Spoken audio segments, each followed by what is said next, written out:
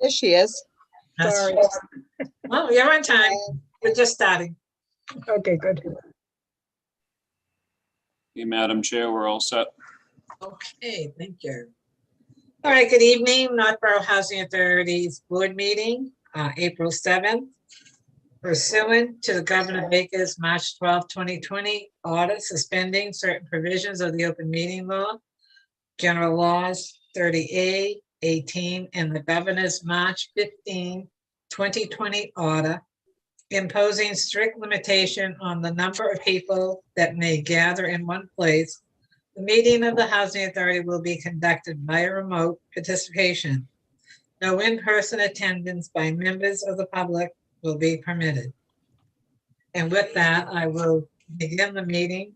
Roll call of everyone. I'll start with Andy. Dowd here. Just your name. Ray Brad? Carl- Ray Carlson here. Blaine. I'm here. I'm here. Brad Newman's here. Sorry about that. Okay. Rita Osborne. Okay. We call the meeting to order.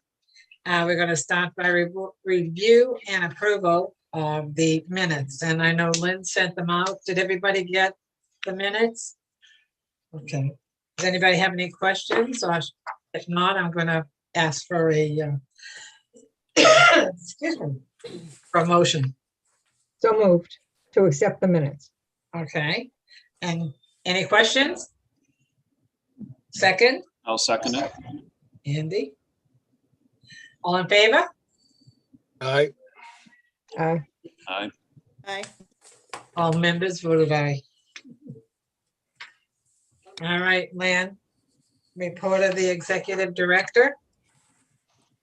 Okay, I'll kind of do number 3 and 4 together like I normally. Sounds good. Because I just start talking and it just sort of goes into things. So basically I have currently, as far as vacancies go, I do have another tenant that's gonna take Crestwood Drive. I told you what happened last time, and I did get somebody else. She is signing on April 15th. And hopefully I will actually get a body in there. And then I have one vacant unit here at Colonial Village and one vacant unit at Heritage Village. The Heritage Village unit is taking, it's a first floor, so it's taking a first floor transfer, which is happening right now. So that will happen, and then another one will open up. And then the other one at Colonial Village, I am working on that. I just went through a list. I have one person that I'm hoping is going to take it. I'm working on a couple of things with the person. I am due to, I think you all know, basically we have, the elderly housing consists of 88.5% elderly and 13.5% non-elderly. So as long as I have my quota, I keep housing elderly. When I get below my quota, I have to take somebody under 60. So right now I'm screening for somebody under 60, which is a little bit more, extensive and time consuming because everybody under 60 has to submit a physician's verification. A lot of times they don't have it in. And so anyway, I am working on somebody right now, but they need a reasonable accommodation to the unit. So I'm hoping to be able to do that. Otherwise, I might have to move on and pull another list. So that's where we're at with the vacancies. The budget did get approved. Last month the last time we met, we signed all the certifications. It did get approved.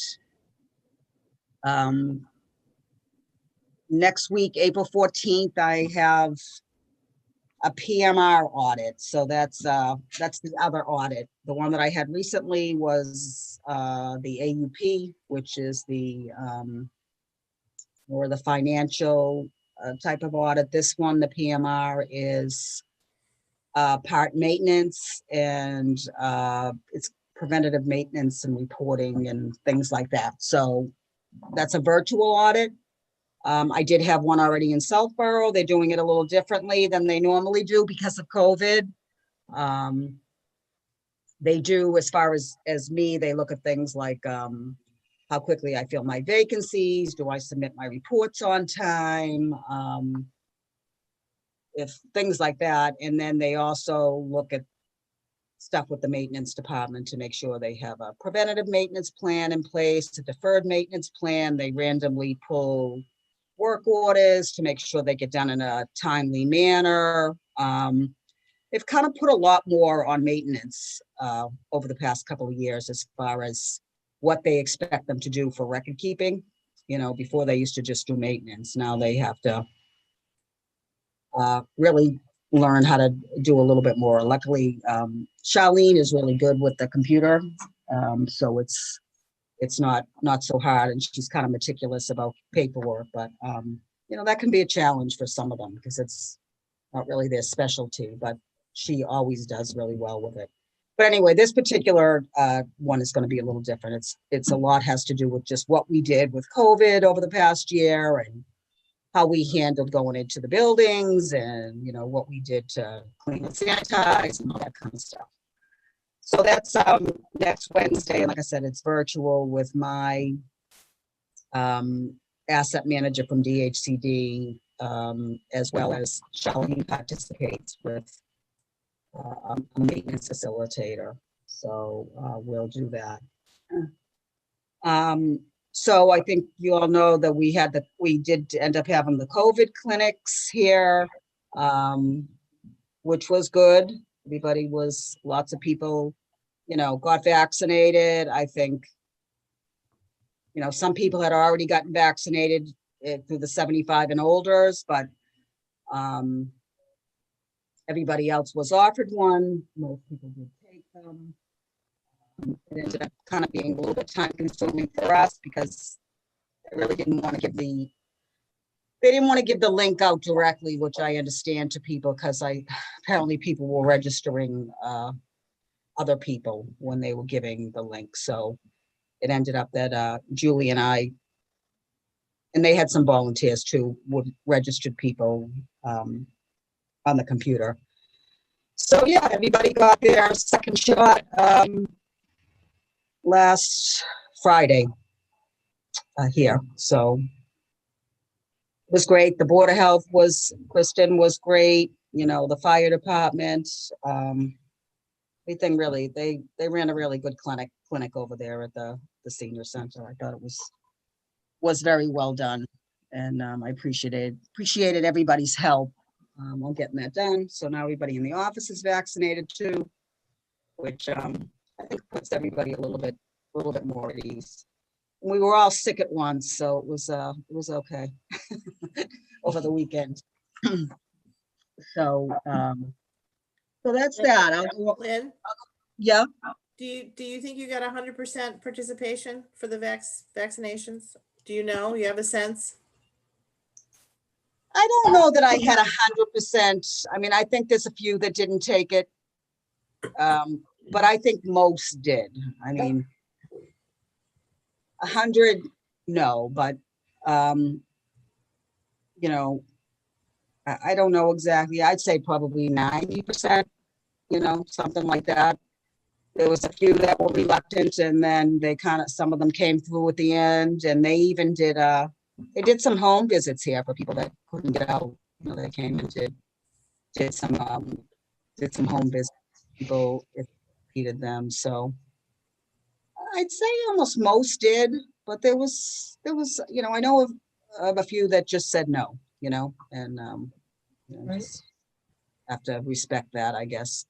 But you know, most of the people have been vaccinated at this point, I think, here. Thanks. You're welcome.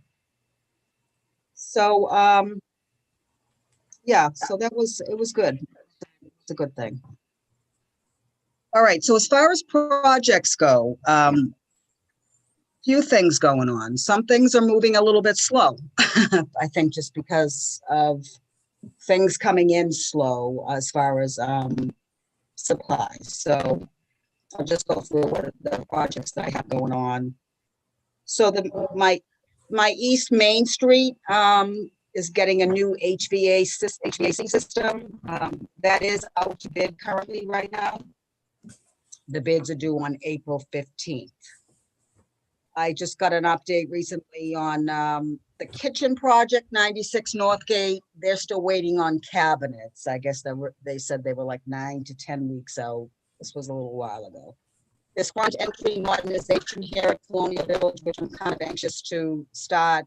His last response was he had half the doors and half the windows and was, I think, just waiting for 9 more of each. And he said that he would have them by April 5th and that he would get back to us with a start date. So I'm hoping by the next time we meet, that will be underway. So those are kind of the ones that and then there's one other project that's being worked on too, the scope of work, and we're replacing all the emergency lights at Colonial Village too. And that should be going out to bid anytime in the near future too. So Forget the that, garage, Lynn. yep, I was gonna save that good stuff for, so we talked about the garage quite a bit, and so the situation with that is the garage went, the last time I had a Zoom meeting with some people from DHCD and the architect because it was over budget, for us to be able to put on a second floor and get what we needed. It was over budget. So we talked about trying to cut it back to just one floor. But when we looked at it in black and white, and I presented it to maintenance and I happened to talk to Brad about something else. And, I had said to him, because Brad had been with us from the beginning with the garage, and everybody just felt like we weren't going to get what we needed with one floor. It just wasn't worth it to try to expand one floor and to put trucks in there. They weren't going to gain any space. They were almost going to be losing space. So we called the architect back out. We started at the drawing board again. Brad actually came out and looked at us again. We went over a couple of things and, with how it would be laid out, what we needed, and everybody was in agreement that we need the second floor. If we're gonna do what we need the second floor. So the thing is, DHCD, originally when we had started this project, a lot of this was gonna be out of our reserves because we have a good hefty reserve. So it was gonna be a good project for that. But then they agreed that they would give us some capital money for that. So I went back to them and I just said, that we reviewed it again. And I just wanted to confirm what we were going to be able to get from capital funding and exactly what we were going to be able to use. The project is going to cost close to $300,000 for 2 floors. It was a little over $200,000 for one floor. With the second floor comes running water, which is something they really do need out there anyway. It entails a bathroom and a sink out there. Some office space where they can work and storage on the second floor. Without the second floor, there's no storage. So I have not heard back from DHCD, which is a little frustrating. It was just a little over a week ago that I reached out to them, but I emailed them and then I even put in a call and I haven't heard back yet. So I just, before we go forward, obviously, we just need to confirm what the money situation is there. But if they can give us some of the money and we still only take what we had anticipated out of the reserve and from the first place, then then I think we'll be okay. So everybody seemed a little bit more, my staff, a little more optimistic about it too. They have not been overly thrilled about doing the maintenance garage. I think they're nervous about being displaced and having to put all their stuff in storage. And but the garage really is very outdated and old and they don't have really a lot of room in there and it would allow them to be more efficient and store more things and, like I said, keep the trucks inside, keep, the John Deere's covered, they'd have an area to work more on equipment. Like I said, they'd have running water. They don't have any of that out there. So we'll see what DHCD says about, the funding of it. And, other than that, once we figure that out, we should be able to move forward. I'm hoping, it'd be nice to get it going, so that we can, start it maybe in the fall. If it goes up to bid.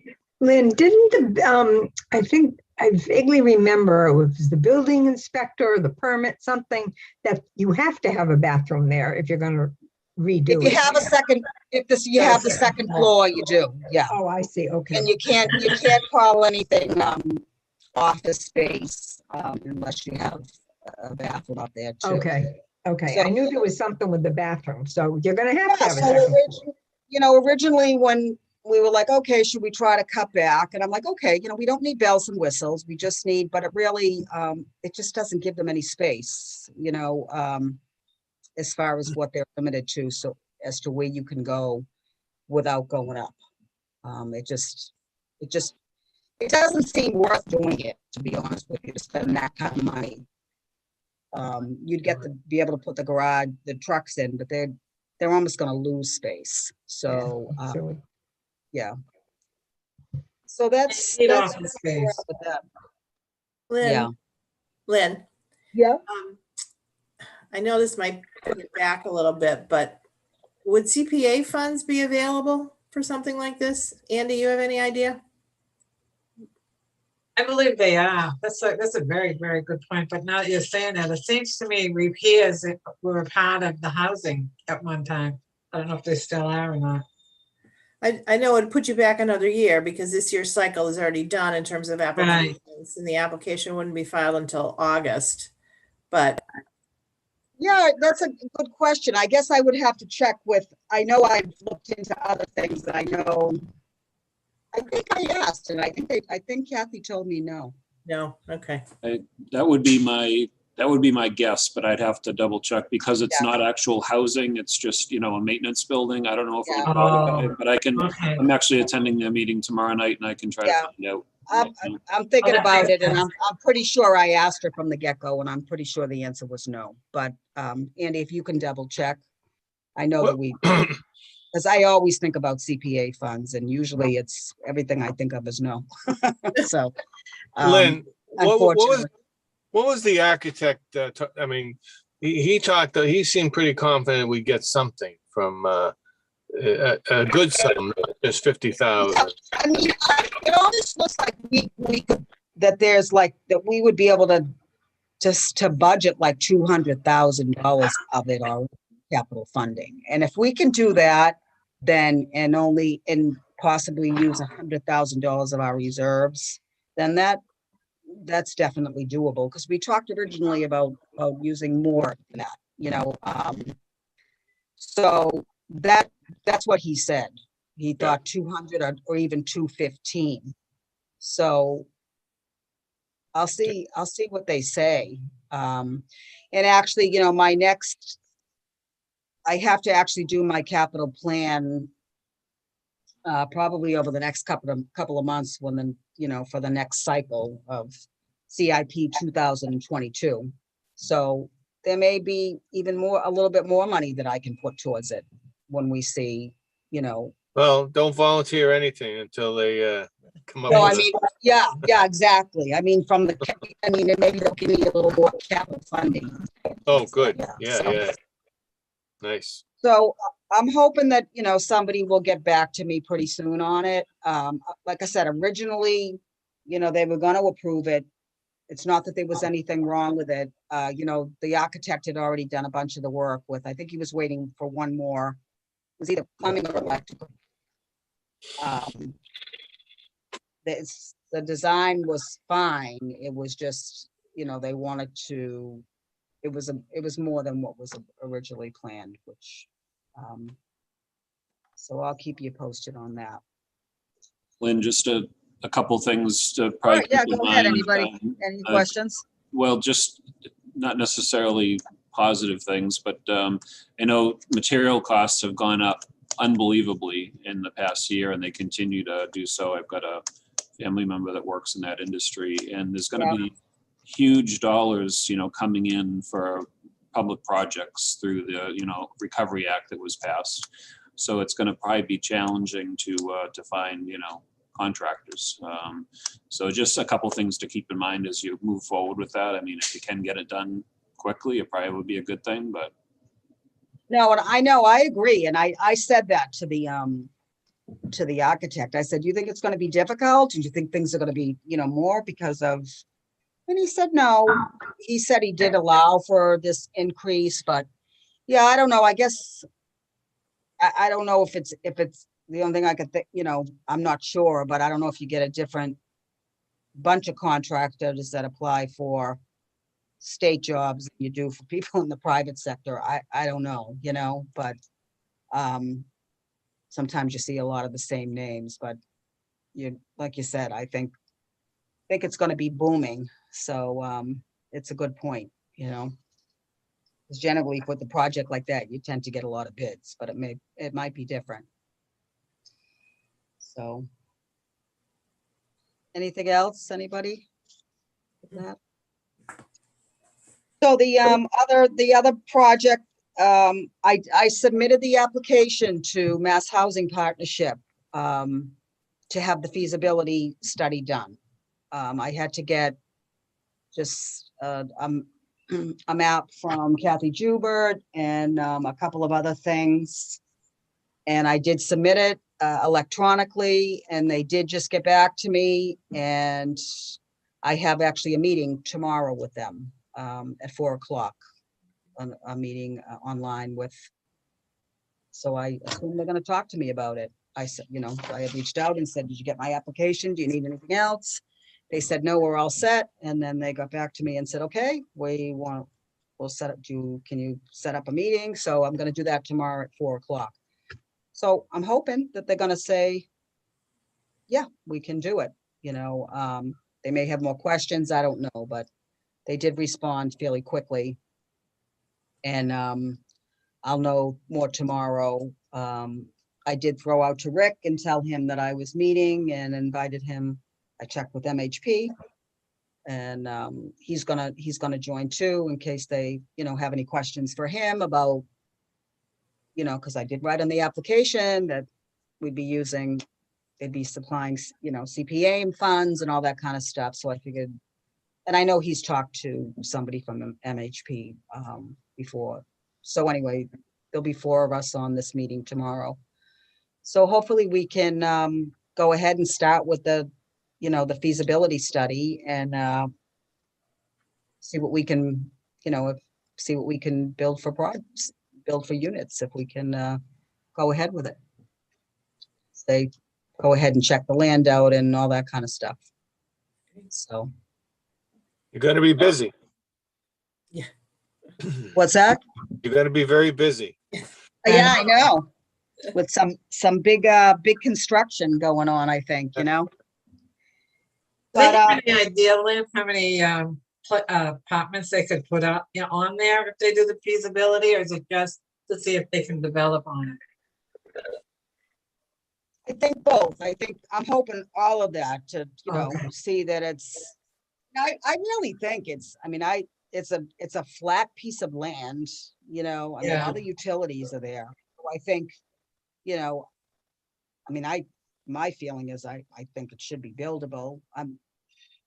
My feeling maybe 8 units, but hopefully we'll be able to, I think they'll know the exact dimensions of the lot and, what we can build, hopefully one building with 8 units is like similar to what we already have here. is Right. What I'm thinking, but I could be wrong. I don't know, Well, that's why the feasibility but I- study will help. Yeah, to see exactly, if there's anything that surrounds it, if there's any, zoning requirements or, you know, they asked in the application if there was wetlands and all that kind of stuff. I don't see any of that, you know. No. Out there is some large antenna type of thing out there, but I think that can be removed. But yeah, you know, the application, I answered it the best I could, gave them the documents that they wanted, and hopefully they still have all that money and they'll at least give it a whirl, so. Good job. I think that's it. I think that's it for projects and an update. Quite a bit. Quite a bit. I'm gonna move on then to the, everybody got a copy from Lynn on the bills that were paid for March and April. Oh, guys, you know what? Can I just ask one more thing? I'm sorry, Rita. I just want to make sure, because I thought of it when you said the bills. I also I wanted to see if any of you board members, I did not sign up for this virtual, the virtual conference. There are sessions in there for board members too. It's a 2-day virtual conference on April 14th and 15th. And if anybody does, you know, want to register, you know, I could register, you know, as a group, but I'm not going to do it unless you guys want to participate, because I know I can't be on there the whole time. I just the time to be on there. But it does say that the recordings will be available after the conference to watch for your convenience. So you know, if you look at the agenda, there are, you know, there's different things on there. I just wanted to get if you guys are interested or not. Anybody? Oh, thanks. Thank you for offering. But no Okay. thanks. All right, good. Just wanted to make That's for me. All right, I'm gonna move on then to the approval of the payment of bills. Lynn did send out a copy of all the bills for both March and April. And before we, I need a motion before we can ask any questions. So could I have a motion, please? So moved. Second, Okay, thank you. As I started to say, so there's plenty of checks here so we can all look at. If anybody has any questions before we approve it, we can ask Lynn. Lynn, who's Peter Antonio? Aluminum City, Oh, okay. Okay, right in Northborough. okay. Oh, that's convenient. He does our screen and our glass repairs, but he doesn't like us to pay Aluminum City anymore for whatever the reason. Does anybody have any questions at all on the disbursements? If not, then I'm going to take a vote. motion, I'm sorry, what'd you say? motion, Brad, The motion was already given and seconded, so I just need now a vote of unanimous. So I just need everybody to say aye or not. All right. Everybody's raising their hand. That means everyone's in favor. So motion passes. And that, by the way, was in the amount of $51,812.80, which I omitted and I apologize. Is there any other business to come before the meeting? Lynn, do you have anything else to come before the meeting? I honestly don't think so. I can't think of anything else off the top of my head. Okay, any of the board members, anything to come before the meeting? Wow, this is great. Then I'm gonna take a motion for an adjournment, Brad. Nice So job. next- Nice job, next- Madam Jasmine. Yeah, right. I have to just. Next meeting is May 5th, everybody. Yes, thank you, Lynn. Everybody around? Yeah, good job. Lynn, I may not be at the May 5th meeting. I'll have to let you know as we get closer to the date. Okay, no problem. And all right, sounds good. Everybody in favor to adjourn? Oh, yes. All in favor? Thank you all very much. And by the way, I hope everybody had a nice, happy Easter, or whatever holiday you were celebrating. And Yeah. Passover. Thank you. Thank you. Thank you. Thank you.